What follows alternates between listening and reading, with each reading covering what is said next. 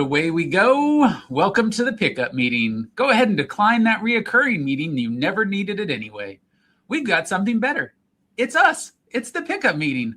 I'm Kevin Thomas, and sitting across from me is the man whose calendar is always booked, but somehow he's always available. Brody Broshears. That was pretty good. Yeah, it was simple, right? I heard from Mike G this week, Mike G, listener, who said, "Hey, your intro stuff is really great. I like that, and it makes me laugh every time." And I said, "That's what we're really aiming for is a good bit of laughter to start, because who knows where it's going afterwards." That's right. We can't guarantee humor at all. No, we're not. We're not like the movies, and that's what we're going to jump to, and we're going to talk some movies today. Yeah, that's great. I love it. For our audience, we're recording in the middle of June. And so we're talking movies, and we're going to talk some of our best movies and worst movies so far this year. And why are we doing this? Because at the beginning of 2026, I set a goal of seeing 30 movies. And at this moment, I'm at 11. But in recording this at the middle of June, it means I've not seen Toy Story 5. I've not seen Spider-Man. I've not seen Moana live action. I've not seen these. And so if my list does not contain these, that's why. Well, I mean, and you're movie theatering movies, right? You're not counting movies you watch at home? No, that's not movie theatering. That's watching movies on the side, I guess. I've not seen that many movies in the movie theater. I was thinking about that just the other day here recently, but I do like watching movies even at home. And I've watched a couple good ones here lately that were in the movie theater recently and now are through streaming. So You've seen 11. Like, do you have what's the best? What's the worst? All right. So the best for sure is Project Hail Mary. That was a great watch. Really enjoyed it. Complete crush on Ryan Gosling. It's like anything you put him in, he's fantastic. Fantastic. I'm with you. Yeah. All the way back to Remember the Titans. That's where I remember my Ryan Gosling from. And then, what's the movie where, I don't know, they're trying to find each other and love each other. What is that movie? I don't know. Huh? I don't know. What is that? La La Land. La La Land was great. Yeah. And then there's a couple others that he's in. He's just great in everything. But Project Hail Mary is for sure my number one. You and I are in agreement in this range, I think, on this one, because you urged me to go see this. The Sheep Detectives. Yes. I sound like a complete idiot every time I tell somebody this, that you should go see The Sheep Detectives. It was fantastic. Just gloriously fun.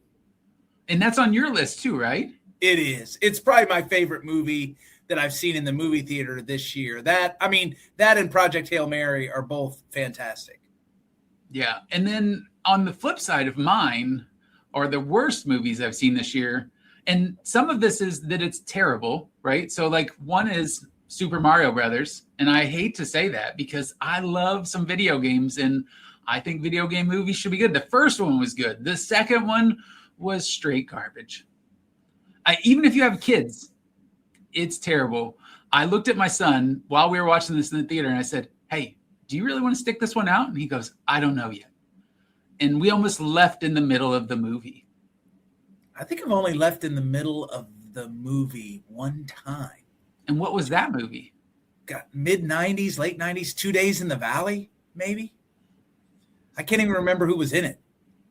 So I walked out of the my brother, I remember when my brother visited us when we were in Iowa one year, and he's like, "I've heard great things about this Midnight in the Garden of Good and Evil." And it was straight garbage. God, I wanted to leave during that one too. So those are two that I really thought were bad. I've watched two movies at home, and I want to talk about one of them for sure. And that's Send Help. Did you see Send Help? I did not, but it has Rachel McAdams in it, and she's one of my faves. I mean, it's brutal. Such a hard watch. Kind of fun, kind of terrifying.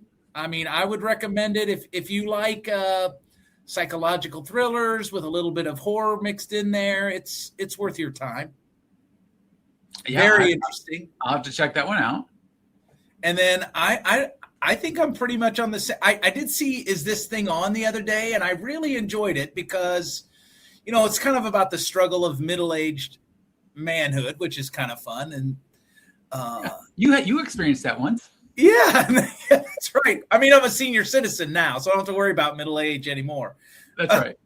But Will Arnett does a great job. Him and Laura Dern are kind of separated, and he decides he's going to take up stand-up comedy.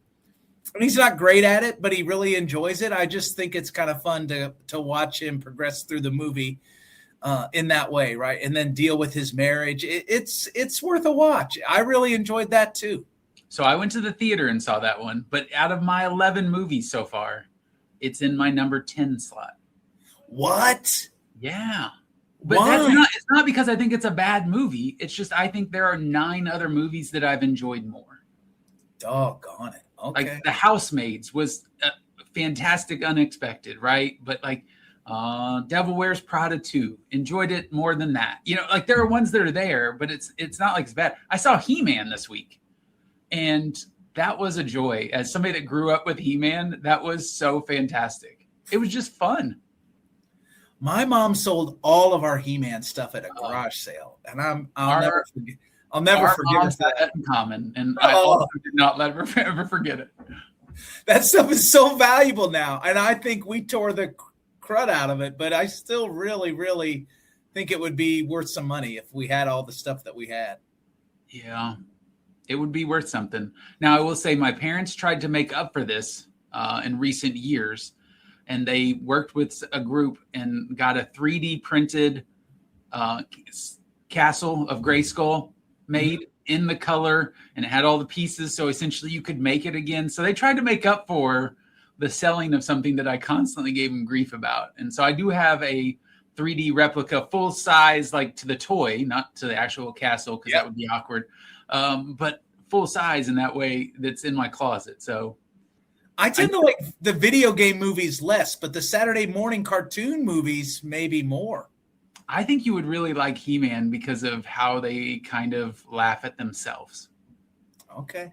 Yeah. That's a you and Pat movie. Go check that out with her. Tell her I said so. I think the big controversy with that movie isn't Skeletor's voice really dark and mean, and in the cartoon on Saturday mornings he had this really weird kind of gravelly voice. Yeah, that's probably my least favorite part of it. Yeah, I would agree. Okay.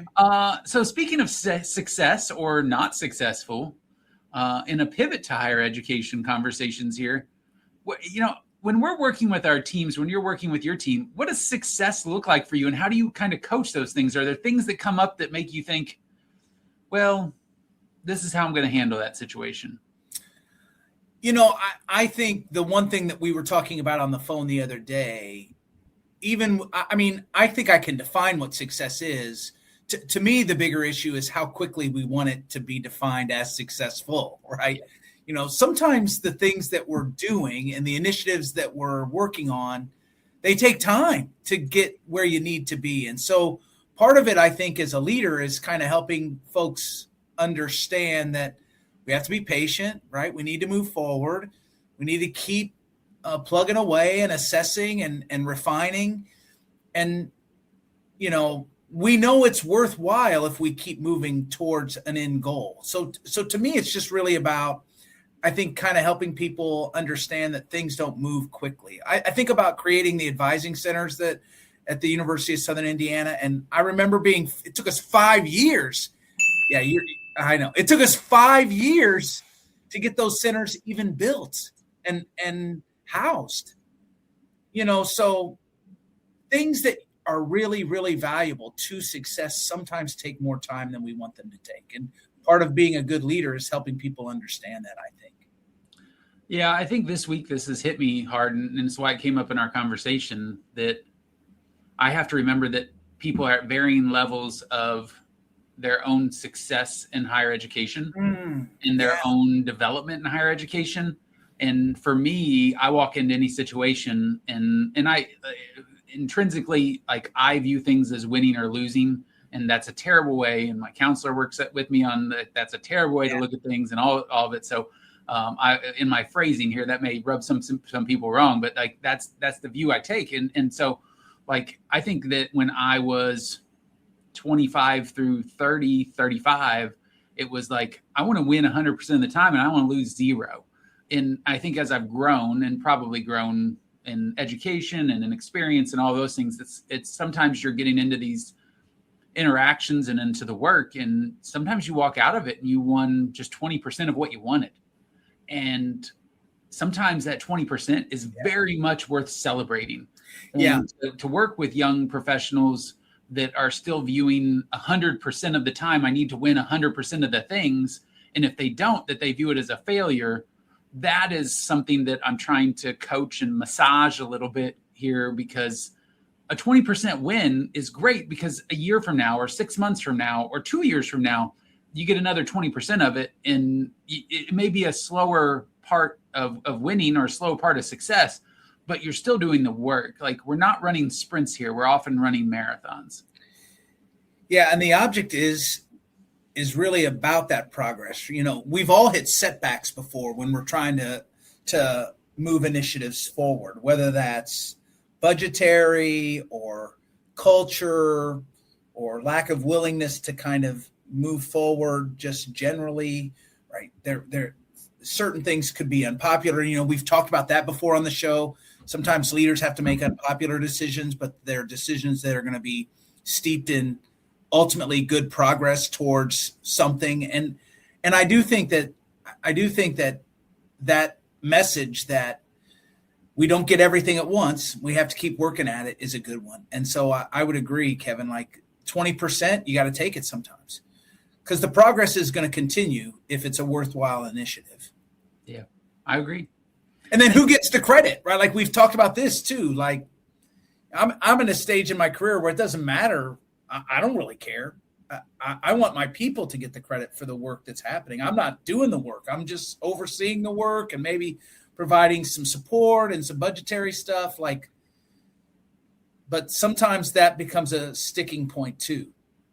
It does. And we recently had this conversation because we wrote an article with Matt Markin, and Matt was like, well, who wants to be first author? And I'm like, I really don't care. And Matt's like, I feel like as a future aspiring president, you should care. And Brody's like, I don't care either. But I think it's because my approach is, if it impacts students and they get the win, I don't really care about the praise. Like, I'm more we than me. And that's the way I try to focus this. And so there's a balance there on things for sure. Yeah, I remember that conversation differently. I think I said, yeah, I want to be the first author because. Oh, did you say it? I don't even know. No, I did not say it. I think I ended up being the first author, though, right? Like, we kind of ended up defaulting to that. I think that's true. I think you did more of the work. Maybe that's true. Maybe that's true. Speaking of who's going to end up being the first author of this podcast, yeah. I think it's time that we welcome our guest on to the show. Absolutely. I'd like to welcome Joe Thomas to the show. Joe is the Senior Associate Vice Chancellor for Student Life at the University of Colorado Boulder. Welcome to the show, Joe. Good to see you both. Thanks for having me on. That was fun. That was a fun conversation to listen in on. Yeah, it's fun because we can see you off screen, and so it's like, are we getting Joe going here, right? Yeah. It's early morning in Colorado on a Friday. We got to get Joe ready to be on the show. Now, audience, I want to self-admit that Joe and I have not connected in over 20 years, but this is a weird moment for me because 20 years ago at Ball State University, chirp, chirp, that didn't really happen when we were there, Joe, but like, we need the ding for that, Kevin. We need the ding. Oh, shoot. Sorry. I got to ding myself. Yes. I was in, and this is a weird thing because I remember this being unique to Ball State. When we did, gosh dang it, when we did the hiring process, there was a draft. Do you do this in your experience, Joe? No. Okay. We don't, no. The draft doesn't exist. I thought this was the strangest thing. And Brody, you may not know about this. So there's a draft. For RAs? Yeah. And so you get together with all the other hall staff, and like somebody has the first pick and the second pick and this and that. And I can remember like drafting Joe Thomas to be an RA. Like, and so like sitting there with assistant hall director Kate Kaminsky, and who are we going to draft and what's going to happen. And I remember Joe being an early draft pick. I couldn't tell you how early in the draft Joe was picked, but like, that is a surreal thing that even it may still occur there. I don't know, but like still process. Do you remember being a part of this, like, is the selection process? Oh gosh, yes. Yeah, and how nerve-wracking it was as a student, and I wanted that job so badly, and you have your sights on a specific team or a specific building and it's out of your control. And I remember being super, super excited about the complex that we were in and the telecommunication and communication majors that were with us, since that's what I was studying at the time. But it worked out great. 20 years later. Team Kevin Thomas. Team Kevin Thomas. I think Shared last name. Brayton Clevenger. Yeah. Clevenger. May it rest in peace. It's gone. It's gone. They knocked it down. Bulldozed it. Yeah. Yeah. Well, Joe, you've had quite the journey, right? You've got a lot of time in higher education in Indiana. And you moved 6-7 years ago to Colorado and took this role. And since then, you've done things like the Buff Undergraduate Success Initiative. And we're going to talk a little bit about that. You've been involved with NODA in some really high profile ways. But I think that let's at least start this thing off with you have a bachelor's in geography with a concentration in meteorology and climatology. I think most people who end up as the senior associate vice chancellor for life don't necessarily know what the weather patterns are. And so, how did this happen where you got to this point? I mean, was it like, it's going to be really sunny in Colorado and in my career in student affairs? So here we go. Yeah. And who knew someone named Kevin Thomas would change my whole life? And I had planned all along to be this TV weather personality. I was so obsessed with storms living in the Midwest. And then I got to Ball State. I'm the classic case, I think, where my first year I had this incredible experience and wanted to do everything. So I got involved as an RA, I got involved as an orientation leader, and then had the classic folks telling me, hey, this is a career that you can do, and really learned. I'll never forget. It was my junior year. I was sitting in a meteorology, climatology class, looking around thinking, oh, everyone is very into this topic and I could care less. I just want to get back to work. And my work was helping students transition. I was creating early start programs for incoming freshmen at Ball State. And it was the passion. I remember having the conversation with my parents. I'm not wasting my degree. I just don't plan to use it directly. That was a fun conversation. Oh, 100%. Yes. Uh-huh. I mean, if you're in higher ed, we've all had that conversation, haven't we? That's true. One way or another. I don't know anyone who going into college aspired to be a higher education professional. That's right. I was going to be a lawyer, Kevin. What were you going to be? You were going to be a singer, right? I was going to sing, yeah. And all I did, and Joe will know this, is there used to be karaoke at Texas Roadhouse in Muncie, Indiana. And so that's where I would do my singing at. And so he knows me in the post-musical world, but it just got down to karaoke time. So let's talk NODA a little bit, Joe, right? You were elected president, I think, in 2023. You've just completed your presidency from an international organization that's kind of focused on orientation, transition, retention. And you've been quoted in national press talking about how orientation has fundamentally changed post-pandemic, that students who used to say, hey, don't make me come to campus, are now saying we want to be there, we want to connect. What's shifted? Why does it matter? I think the reason it matters is still the same. It's still about connection to students. It's still about feeling comfortable on a college campus before the chaos of the fall semester. What has changed is the engagement and how students have wanted to or even learned how to engage. I think post-pandemic, we saw maybe 2023, actually, as we started to bring more and more back to campus in-person things, students would show up in droves, but it would be the most uncomfortable large campus event ever because no one knew what to do at the time. It was a bizarre experience. And then we saw small progress each year, 2024, 25. And actually we commented just this last year of, this feels like we're back and it's better than it was before the pandemic because students are showing up still and students are excited to engage in person. And maybe that means we're on devices, but we're together, but we're also engaged together, which has not always been the case. Yeah. And orientation programs have been responding to that, I think, in that we all went online very quickly during the pandemic, of course. And then as folks have reemerged from that, the style of orientation is very different than it was before. You have less or fewer and fewer talking heads, and you have more peer-to-peer interaction than anything. I mean, our entire program is pretty much small group time with student leaders, and then your academic professionals and your advising. Students come to orientation because A, where am I going to live in the fall? And then B, what are my classes going to be? So we want to make sure we're addressing those two things, at least in our model, in the summer model. And of course, there's various ways to do that. But students want to feel comfortable and want to feel, and we'll probably use this word a lot, that they belong and that they matter on a college campus. And that starts before official move-in day, I think.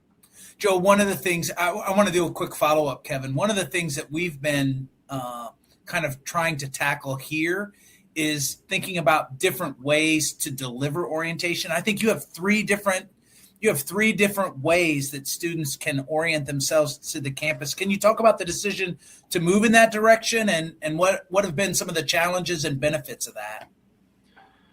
Yeah, I think being involved in NODA and getting exposed to what's going on across the country in programs is really cool to see how we all ultimately do see the same trends and follow each other.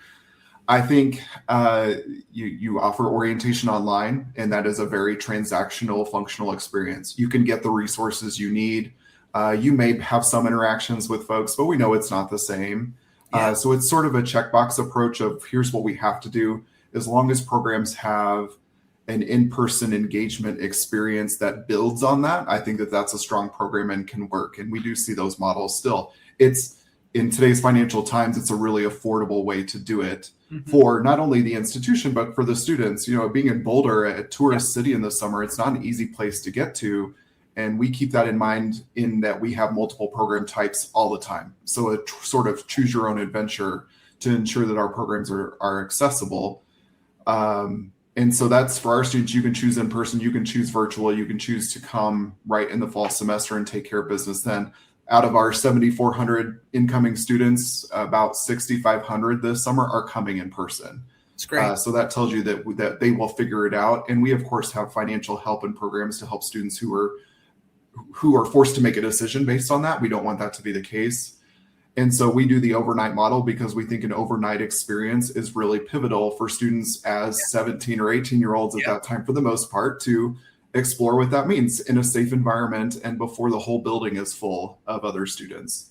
And then you have the fall model, which is we don't do much in the summer. When you come here, you move in, you go through an orientation experience all at once so that it's just easier and more seamless in that way, which also has its benefits. And I think that there's an enrollment piece to that too, in what's happening on your college campus and how do you see orientation and onboarding as a yield program, as a retention program. Different institutions, I think, have different lenses on that. We are pretty confident in our confirms in the spring semester in that orientation has not shown us much difference. Yeah. It helps, narrow the field a little bit, but I think pulling all your partners together to figure out what's best for your culture and your institution, given those dynamics, is the key. The key to students is getting to know each other and feeling comfortable with friends more than anything. That's great, Joe. I love that a lot. And recently, in an EdSurge article, you said orientation is truly the kickoff to retention. And this has been something that I've been trying to frame the conversation on our campus, that really that belonging starts to occur the moment we start to recruit a student. And so how do you make them feel at home? But I agree that orientation is just such a key part of that. And like what happens in those hours that you're talking about on campus, whether it's virtual format or overnight or the more fall heavy aspect of things. For skeptics that think orientation is just logistics, information overload, and icebreakers, why does that first impression matter so much to that eventual retention success? Lots of reasons. And I say it kickstarts things because in the recruitment season, you're making some decisions at this point. At orientation, we are assuming at least that you have chosen us and we have chosen you. So now we have the dating period is in its next phase almost. And so when I do the welcome at our orientation, I talk about you are officially a student here. You are a buff or you are an ex-mascot. And you have committed to us and you've committed to our values and our culture. And we're going to show you what that means over the next couple of days, which I think is equally as important as being prepared for the academic experience, because this is the place you're calling home and spending hours upon hours and weeks and months of dedicating your life to and making sure that you are a part of that community and understand the community's norms is part of feeling comfortable and allowing you to show up to the classroom in the most successful way. We talk about that in student affairs, that we're going to take care of your students when they're at their best, when they're at their worst, because we want them to show up as their best selves in the classroom, not worrying about all the things that are going on in the world, their world, our world, outside of that. So orientation is meant to address all of those things. And it's always funny about icebreakers, because what do you do at any retreat that you go to, even as professional staff? You're going to kick it off probably with some sort of activity to break the ice, literally. And there are different levels of that, but as a 17 and 18-year-old, that's the way to do it, is sort of forced fun and being silly and showing that it's okay to make fun of yourself and to connect with people who you wouldn't have in a typical environment. You know, growing up, I had a high school class of 48 students, and we were all fairly alike because it was small town Midwest. And I was going to an institution much larger than that as a first year student. And I was excited to be around students or other folks who didn't think or talk like me, but I wouldn't have done it if there weren't structures to help that happen. Just at that developmental time of my life, we're teaching young adults how to be extroverted, how to network at a small scale, knowing that we're going to build on that in the 4 years. So that is all pivotal at that time, so that when the fall comes around and they're showing up to class, they have some natural skills to do that on their own. Yeah, you mentioned the icebreaker part of things that I got to reflect on a meeting I had yesterday. It was our student success retreat. And we're not a large team of student success, but there are about 10 people in the room, and we're having conversations. I'm kicking things off with a division update and then a look at the strategic plan and how it's going to impact this office. And somebody said to the director, "Are we not doing an icebreaker?" And she goes, "No, we're not going to do an icebreaker." And literal applause broke out. We're not doing an icebreaker. So there's a point and a need for them for sure, but there's also some celebration that occurs when you don't have to do it too. So, look, I hate them. Yeah, I figured you do. I just think everyone has a unique story to tell, and anytime that we can give students a chance to do that, and orientation feels like a place where that's important to me, I think students start to feel better connected and more an important part of the community. It is a delicate balance. I've even thought about that with our leadership group, Kevin. We've talked about this, like, what do our meetings look like generally? And I usually have a question that I'll ask in the front of those meetings, and they're fun. And I think they're generally designed to build community within the space, right? I get it. But I will say, and you know this of me, I'm also somebody that when I go into a session at a conference and they're like, "This is going to be really engaging, and you all are going to get a chance to learn from each other." And I'm like, "I'm out of here." No. Yep. Same. You're the worst, Kevin. The worst. I'm not doing it. Like, this is no fun for me. My anxiety spikes.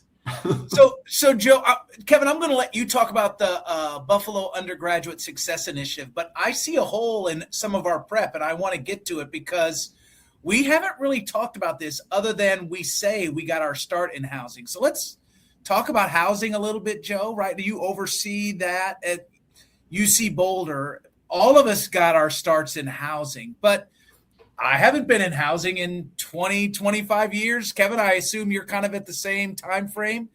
What do we need to know about the housing experience now, and how have you in your role really tried to integrate that experience into overall success for students? Yeah, it's a great question. My journey there is complicated at best too, because as a student leader who got involved in being an RA and being exposed to, as a 19-year-old, being responsible for 17 and 18-year-olds, you know, at that stage in life it's a lot. And we expect a lot of our student leaders because of their connected nature to that experience. And in my experience with Kevin, that was a tumultuous time in my life that I not only was I 19 and responsible for 60 other first-year students, I was going through some stuff myself. Sure. And how to balance that. It was a lot. So having that experience as a student has, of course, helped me 20 years later. And this is my first official role involved in housing. I've been enrollment management, I've done academic affairs. And then when I came to Boulder, housing wasn't part of my role. So I've sort of evolved into that. And over the last year, really had to dive into the current science and the current trends in housing, which has for me, been more about capital development and renovations and what's going on structurally with the buildings to build community rather than the inside student experience. But it's nice in my portfolio to have 3 functional areas that are working together toward that comprehensive residential experience via facilities, the administrative side, and then the traditional residence life, which is with our student leaders. And I think what is changing is the delicate balance of what students are telling us that they want in housing and what they want in their environment and what we know they need. We have a lot of data about why it's important for students to live together in social environments. And we're at this friction point of students wanting more and more privacy. So we're all being tasked with how do you balance that? How do you keep it affordable and honor privacy for students, but full well knowing I don't want a first-year student in a single bedroom apartment who never has to interact with someone else outside their space. So that's a lot of the conversation now, because the premise of housing and living with folks who you are taking class with and seeing every day is still really critical, which is why we have a first-year live-on requirement. We believe that as part of our philosophy on a sort of traditional 4-year institution route. But inside is, during the year, I think that we are experiencing what higher education is across the board, in that we have so much data on students, and how do we use that in a proactive and ethical way in the world of AI, because we can see earlier and earlier when a student's struggling. Yeah. And so from a structural lens of higher education, we're focused more and more on the collaborations, both within student affairs, but also outside. And there's always this divide between academic affairs and student affairs. But when you see those academic support resources and faculty being part of our residential experience, the results are, they're through the roof amazing. And the return on investment there is wild, via sense of belonging increasing, GPAs increasing, and retention ultimately. So being able to see those students who are isolated, who are having some sort of financial problem, or having a problem in their chemistry course early on, and having the appropriate person intervene, because we have so many people wrapped around our students at this point, and knowing who they will go to or who they should go to has been a really complicated part of the journey that we're still figuring out. But when you do that, I think that there's this incredible combination of results that create this epic sort of student experience that it's really hard not to succeed, because you're seen by someone on campus who matters to you as an individual, and you see that I matter to that individual too, which is really the crux of what we're trying to do. We've heard that kind of language, like being seen, from a couple of our other guests. And I do think from an institutional perspective, that's a great approach. And it leads right into what Kevin's going to talk about here, I think. Let's get into that. The Buff Undergraduate Success Initiative, or I'm guessing you're just calling BUS. The BUS. BUS. You got it. You were one of 4 bus drivers, along with the Chief Information Officer, Chief Communications Officer, and Senior Vice Provost, and you met weekly. You set semester projects. You measured everything. Inside Higher Ed covered it. And the hook was that CU Boulder hit a decade-high first-year retention rate. Walk us through what was broken before BUS existed, and then what the team actually built. My career, I think, is long from over. At least I hope so in some ways. And I think that the BUS initiative, which, oh my gosh, the metaphors around a bus were exhausting at the time, but we've embraced them all. Of the most simplest of fixes and challenges that institutions of higher education are inherently not meant or not structured to support. I think we are meant to support them, but we're not structured to support them because of the silos in which exist. And I think that this experience is a once in a lifetime thing in higher education, where the right people were there at the right time with the absolute same goal in mind. You're not just saying it, you are believing it and living it. And there was data to back up the need. So what was broken is, for us, when we were looking at peer institutions in various ways, whether it's athletics division, at the time, the Pac-12 and AAU institutions, similar scope and size, we were spending a lot of money around quote unquote student success. And that's measured a couple of different ways. And we were marked pretty low in our retention and graduation rates. So the problem we were trying to solve was, why are we spending so much money and not seeing the results that other institutions are doing? And it's because of 13 different units doing the same sort of program in really expensive ways for niche students and not talking to each other about what's working or not working. So that group was tasked with that. You don't have any money. Your job is to make change fast.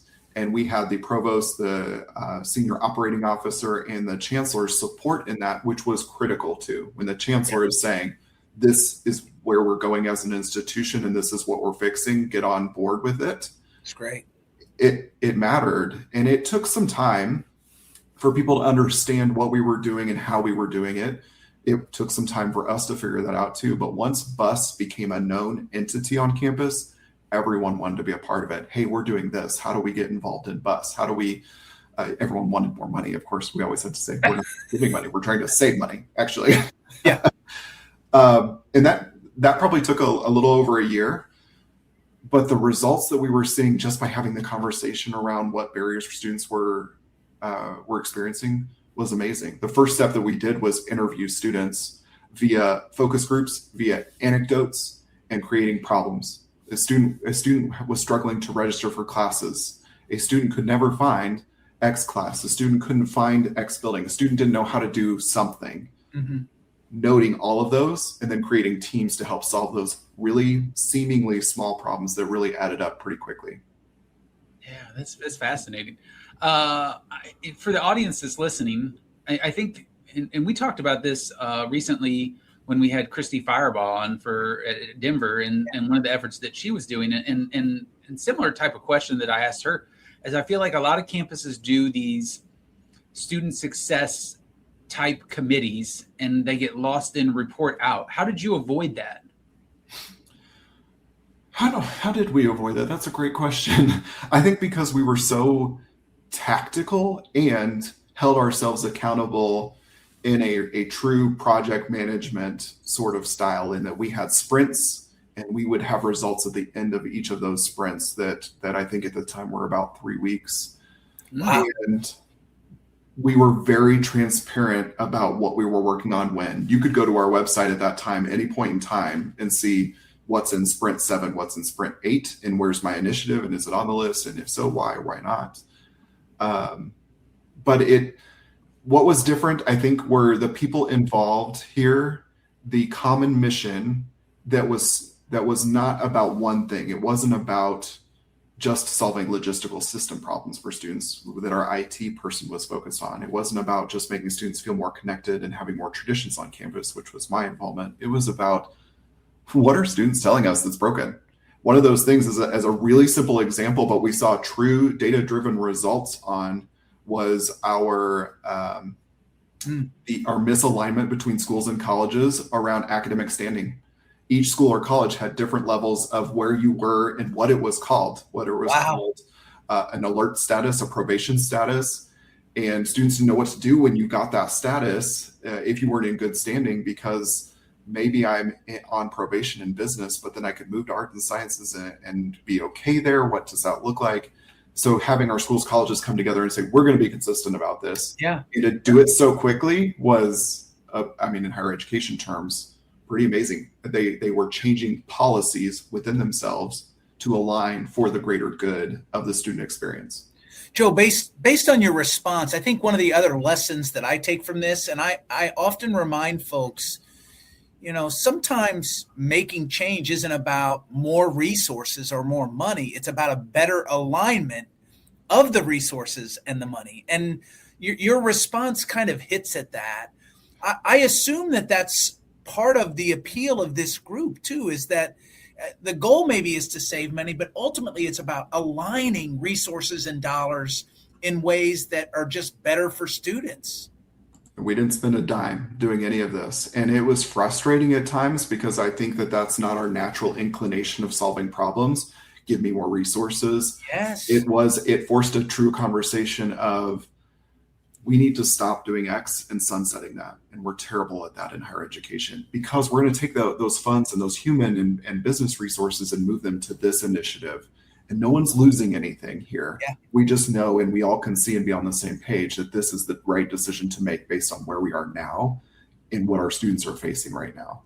I didn't think it could be done. And it was kind of a scary example of, we don't always have to spend a lot more money to really create, proven, evidence-driven change, which was magical. So one of the things that strikes me about BUS is kind of that explicit commitment to ask, how does this initiative impact marginalized and minoritized students specifically? Like you've talked about, or I know in some of these articles, diversifying incoming class more than ever, meeting an infrastructure that meets the needs of students where they are. What does that actually look like in practice, Joe? Not just in the charge document, but kind of on the ground, right? Like doing with the work. Yeah, I think we have all learned the premise of, if we take care and pay closest attention to our students who are in most need of our support, and you can define that in, of course, a variety, dozens of different ways, that you take care of the entire community. That's right? right. If your students who, for whatever data point or experience you're looking at, if you're working to solve that problem and that community gets healthier and better and feels seen more, and they feel like they matter and they have the resources they need, that the ripple effect there is huge, and it's great for everyone in the campus community. And that was the collective approach that we took in how we were looking at which issues to prioritize and where, especially for us at a predominantly white institution. Knowing full well of the conversations of the enrollment cliff. But for us, in our current dynamics, we've not talked about it that way. We've talked about it as changing demographics for us. And are we ready for the future student who's coming to Boulder? And in a lot of ways at that time, we were not. And we were able to say that we are not ready for what's happening in 2 and 3 years. So this is what we're going to do now, because being ready in fall of 2026 is going to take this series of events to ensure we're serving those students at that time the right way. And to your point earlier, Brody, it doesn't just happen overnight. It's taking 3 years of planning and guessing and predictions to make sure we're ready for that. And that's hard to do. Yeah. Gosh, I just love that response so much, Joe. Thanks. Yeah. Really great. I'm interested in your perspective, because you've sat in some chairs recently with NODA, but then also I know you're involved with NASPA as well. And so you know this, and you know this from your work and on your campus as well, is that higher education's under this intense pressure right now: funding uncertainty, enrollment cliffs, public criticism and skepticism, a debate about what college is even for from a value standpoint. You're at a flagship R1 with real resources, national visibility. What keeps you happy and optimistic in your job? And then, like, what are the things keeping you up at night as well, Joe? Well, all those things you just mentioned keep me up at night for every night. We've talked about this a lot recently on campus. Actually, as the work, especially the last couple of years, has just gotten more and more challenging in different ways. And we're tired of the word unprecedented, because basically at this point it's all precedent. And I think I've heard education talked about consistently of we're at these crossroads and these times of change. Like, we always have been. It's just what's the crossroad we're at now. And I think I talked to my team about really cherishing those key moments and special times on a college campus that remind us of why we do what we do. Commencement season, being the quintessential example, I think, of, it may be an extra weekend of work to our teams, but stand there and relish in that moment, because there are students walking across that stage who are doing that because of you. And you may not even know it, but your persistence, your presence has really mattered to those students in lots of different ways that are not measurable, quite frankly. And we talked about earlier the needing the sort of recognition of doing something, and being the first author is an example. And in academia, where there's real hierarchy, I think that's hard to do. We have to, as student affairs professionals, be comfortable being in the background, knowing I help nudge some things that no one's ever going to know about that help that student walk across that stage. And that brings me really great joy and really great optimism, because we're talking about those experiences as a team. And you learn about these moments that you didn't think about before just through one individual story of, wow, I talked to that student as a first year student and they were having a problem with their girlfriend at the time. And that student came back to me and said that that conversation really made an impact. I had a supervisor who talked to me about a career in higher education, and I want to do that. I know our grad numbers are struggling in that, but I'm still hearing that from our student leaders about this incredible experience that college provides. And for me, I stand in the middle of, for us, Fair and Field, which is sort of the magical place. And you just look around at that our incredible campus, but I do this everywhere I go. It's such a unique environment. You don't, in talking to my friends who are in corporate or other nonprofits, it's just not the same.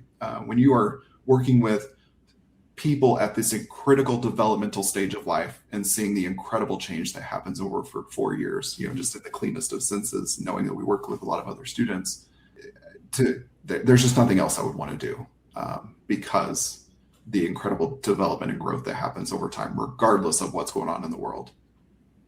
Yeah. Thank you. Listening, I'm ready to go. Right. I'm ready to go. I'm moving to Colorado, Brody. See you. Yeah, let's do it. Let's do it. It does help when there are mountains in the background, for sure. I feel like because I hired you once, it means you have to hire me once. Isn't that the way this works? I just Yeah. to Colorado. We can have a good time. Positions are open now. That's right. No, I appreciate the thoughtfulness in your answer, and so many of your answers build in collaboration, and I think that the way you talk about that is something that people forget. And we kind of talked about this a little bit at the beginning of the winning and being successful and those roles. It's never done in a silo.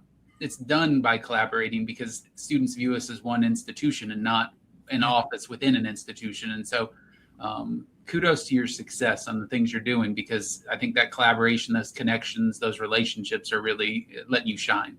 Thank you.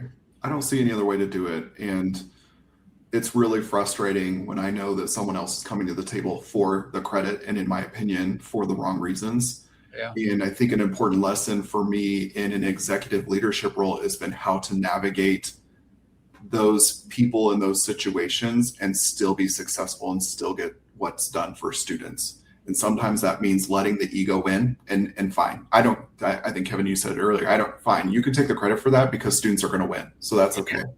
Yeah. All the while, we are still seeking out what our career is meant to be and the legacies that we may want to bring. It's just, I think that's the most interesting piece of working in administration in higher education is, what you do and what's on your CV and your resume matters in a lot of different ways. And having never worked in corporate, I can't do a true comparison, but it does feel different. It feels like we do have to work with and around egos a lot. And I'm sure I've been one of those egos before. Right. Yeah, we've all been there. Yeah. I mean, this kind of hits at my next question, and maybe you've already answered it, but is there a belief that you had early in your career about student affairs or institutional leadership, something that maybe you felt like you were certain about that you've now maybe had to completely unlearn? That's a great question. Gosh, my career started off in orientation today. I know. Pick it up, Kevin. Come on. One was in the Friday, script, one wasn't, so that's good. A funny example is the first example that comes to mind, which honestly is terrible, but I will own it as being part of it now, is I grew up in orientation, and my research is all in the first year experience. That's the passion of mine, and it will always be because of the experience that I had as a student.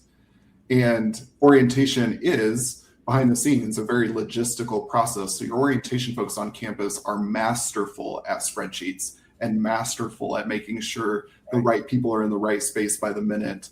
Yeah. And working at that time, early on in my career with our student affairs folks, orientation was under enrollment management at the time. So that was our lens of orientation.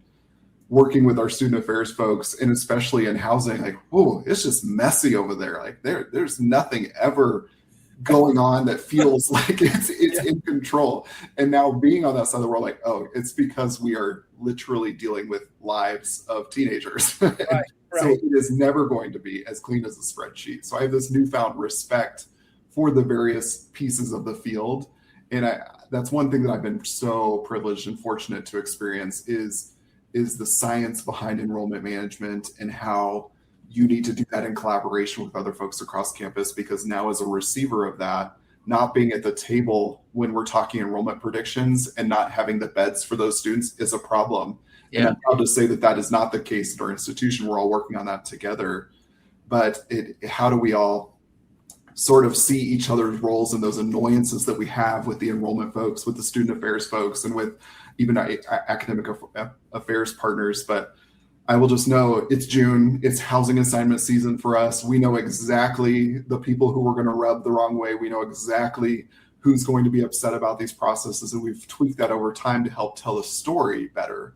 And that's one thing I've learned in my position is folks feel a certain way or have a certain perception of the work we do because they don't know. They don't know behind the scenes how complicated it is to take a student's housing application that has, I think ours has 70 some different points of data or preferences, and how you match that to at least one thing that the student wants. And, we're doing it on our campus for 7,000 plus students and have a wait list every year. Yeah. So it's very rare that you're going to get the thing that you want. We've recently been on a roadshow telling folks of here's why this is challenging. And here's one student's adventure in that and how it was impossible to find the right spot because of all those different criteria. Because I think we're doing it in the best way that we can for an individual student while doing it for the masses. And that's something that's really challenging in higher education. But when you're doing it right, you're thinking about the individual experience and applying it to scale and still trying to maintain both of those worlds, making sure the huge world feels small to one person. And they're like, why my data that I entered in my application did matter. And I see why I got here. Campuses never cared to understand that. They're just mad that they don't understand why a student didn't get in their community. Yeah. Well, here are the 47 reasons why. Right. Joe, I think this is our last question before we get to the lightning round, which is maybe the round that makes people the most nervous. So it's weather related, so he'll be good. Yeah. Oh gosh. Yeah, we can do lightning. I mean, he knows about lightning. I do. That's right. That's right. In my mind, we were back, RA Hall Director relationship, and then I knew you had left Ball State. Sorry, I moved my thing here. Ding. That we had left Ball State, and so then we moved on, and then I remember just like in the last 5 years or so, it was like NODA President Joe Thomas, and I'm like, my gosh, like what's happened in the between? And so like your journey has been so fascinating. So whether at Boulder or wherever your career is going to go, what mountains are you still trying to climb? Like where's Joe Thomas going next? Where is Joe Thomas going next? That is a terrible question. And I say that in jest, of course, but I talk to my team about this too. In an interview, the one question I despise is where's your career going to be in 5 years, or what's your goal? Right. And I say that because of my career path, in that none of the positions I took were predictable or really aspiring. It was just right place, right time, right challenge. Yeah. And it has worked out in a lot of ways, I think, in my career to help vary my experience across. And so from a career perspective, the next mountain is I think climbing alongside the rest of the world and ensuring that education is still a priority and education still matters and education is still accessible. I am so thrilled at the adventure that I've been able to have in higher education at this point in time. So that is less important to me because I've been able to dabble in so many different areas. To me, it's more about the fight around higher education because we, as folks who are on the ground with this every day, get to see the literal life-changing impacts that it has. And I think that that's what scares me the most too, of this return on investment sentiment, not from we shouldn't be challenged in that, because we should, because higher education is so expensive now, but more so from we need to make sure that it remains that way. And are we really creating the experience that students need to be successful, however they define success, through career readiness, through onward and upward in graduate and post-graduate education. So that's a mountain that I'm certainly going to continue climbing. Personally, growing up in the Midwest, it's not typically a culture that you leave the Midwest. And so that has been quite the mountain to climb and move 1,000 miles away from my family. Luckily, I live in a place where folks like to visit. So that's been a good perk. That's right.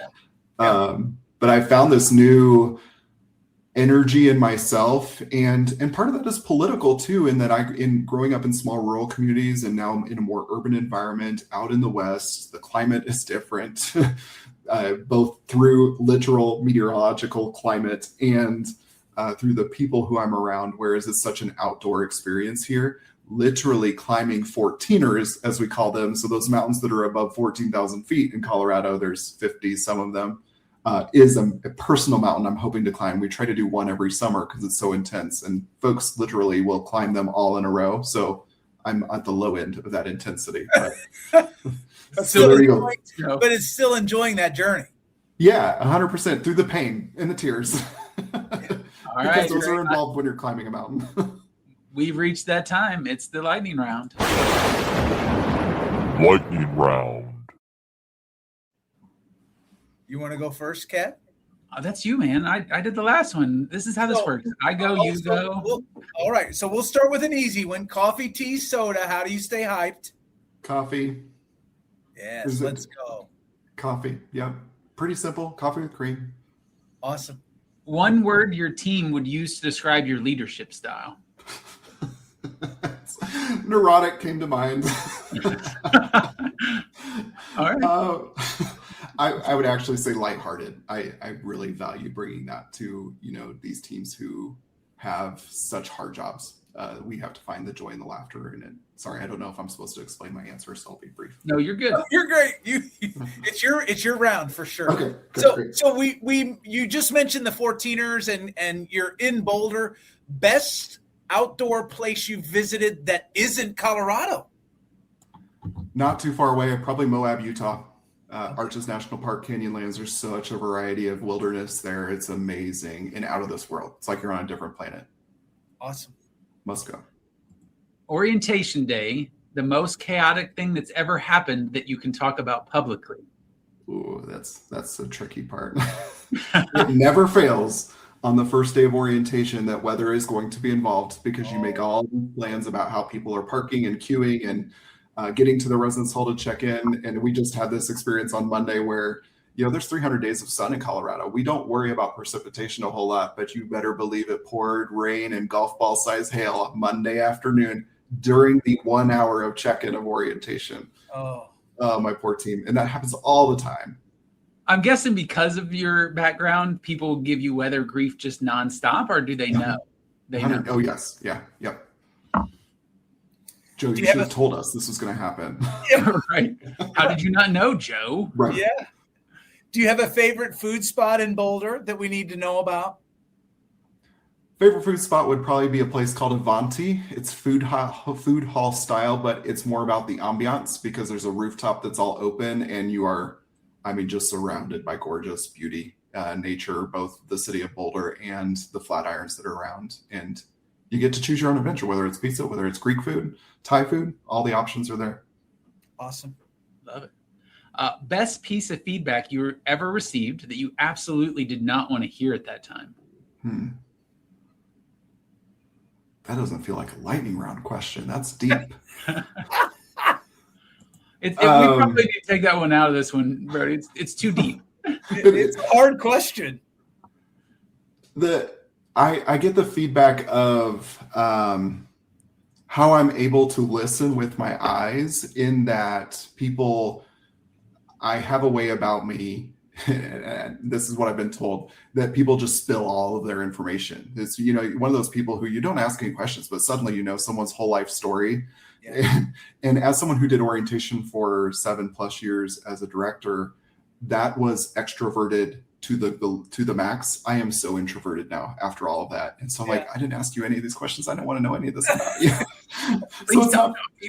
Yeah, right. Yeah. But okay, I sit and nod and I care deeply, but it takes so much energy to absorb that from someone else. Yeah.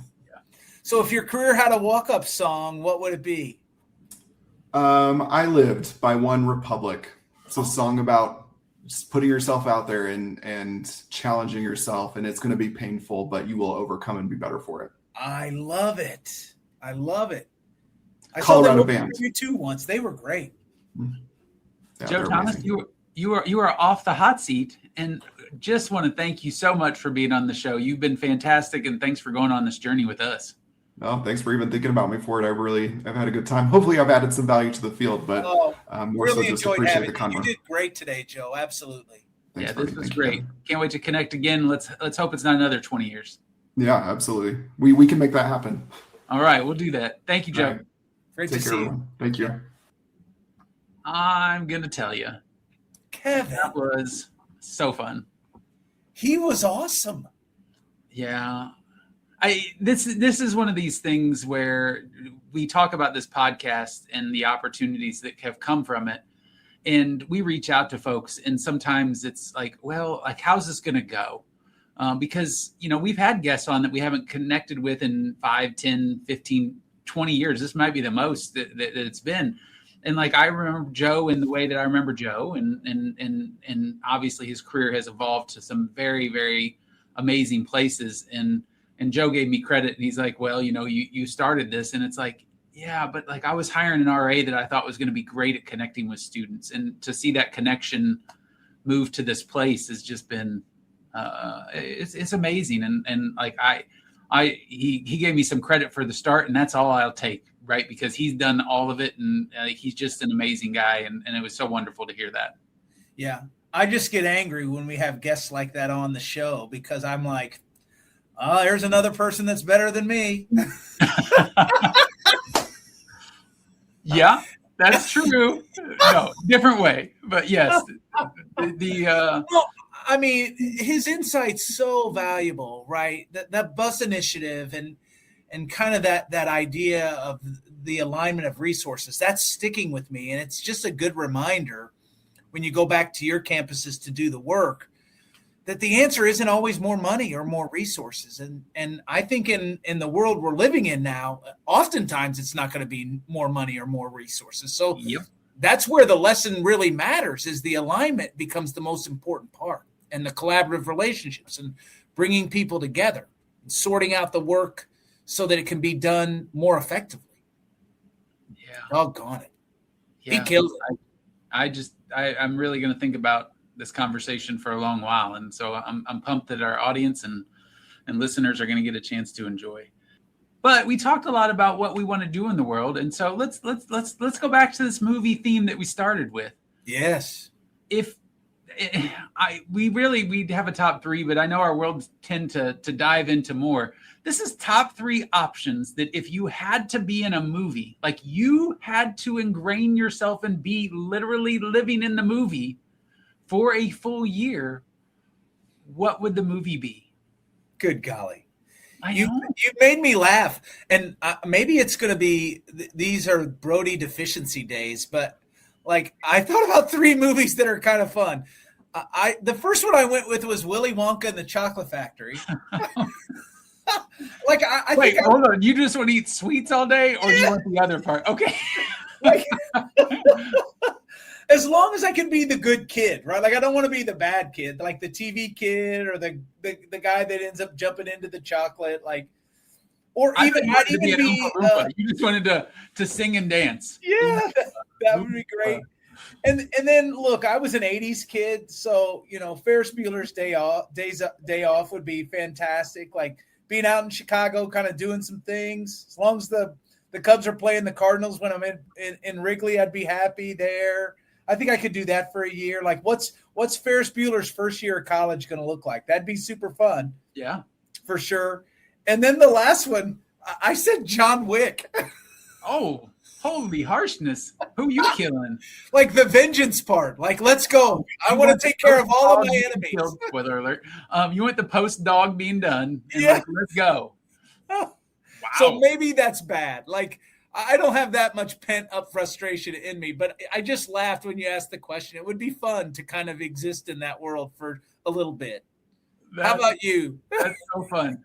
All right, I'm going to pick 3, and then I'm going to tell you who my honorable mentions were. Okay. And so, my number 1, and I think this, in the post-Voldemort dying experience, right? Also, spoiler alert, I think it'd be fun to be in the Harry Potter world, right? Like, okay. Wand, and I'll cast some spells and have some, like, it just seems like it would have been a good world to be in the post-trauma from, near-death experience and Hogwarts and all the things. I think that would be fun. The other one, and this gets into, I was on a show recently, and the podcast host asked, what would that career have been if you could go back and do it differently in a way and not do higher education? And I said, I really would have liked to found my way into sport management and oversight. And so the one that came to my mind is Moneyball, right? And being a part of that front office in making those decisions and doing it differently and thinking differently and building a team up. And I think I would love to be front office of a sports franchise. I probably don't understand all the things, but I would love it. And then the last that is there, I'm going to go with The Sandlot. Oh, that's a great choice. How fun would that be, just to play baseball and be a teenager again and hang out with your friends and go to the pool and barbecue and hit balls over a fence and have a dog chase you. That just seems like a lot of fun.